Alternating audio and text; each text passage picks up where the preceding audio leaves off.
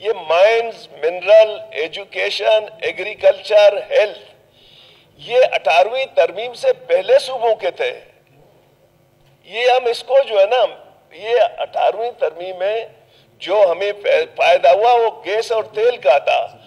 Article 172B, पहले जो gas और तेल चाहे समंदर में निकलता था या जमीन पे, वो फेडरल गवर्नमेंट का था। अब इसमें 50% बलूचिस्तान का है, 50% फेडरल गवर्नमेंट का है।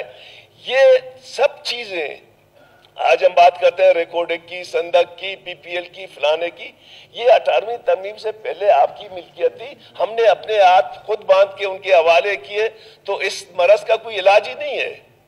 दूसरी बात मैं सर आपसे तजवीज़ कि ये जो बिजली का 30,000 जो है ना यहाँ लीगल ट्यूबवेल्स हैं, जिनको जो है ना मैचिंग ग्रांट मिलता है फेडरल गवर्नमेंट और प्रोविंशियल गवर्नमेंट से, और 12,000 रुपए जमींदार दे।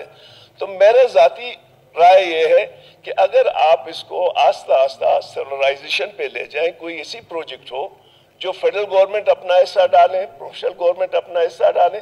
अदरवाइज जमींदार जो ये 12,000 रुपए देता है ना, अगर आप उनकी जो है ना पानी की मिकदार दे दें, मैं कहता हूँ ये 12,000 भी वापडा को हम वैसे ही दे रहे हैं, बिजली तो नहीं है, क्योंकि इसमें हम सब इफेक्टिव हैं। तो मेरी गुजारिश ये है कि इन चीज़ों को जब तक हम सही मानों में प्लानिंग के साथ आगे नहीं ले जाएंगे, उसमें हमारे लिए मुश्किलात कम नहीं होंगे। और मैं अगर आज एजुकेशन वहाँ गया है, हेल्थ गया है, वो इंक्रोचमेंट है फेडरल गवर्नमेंट का।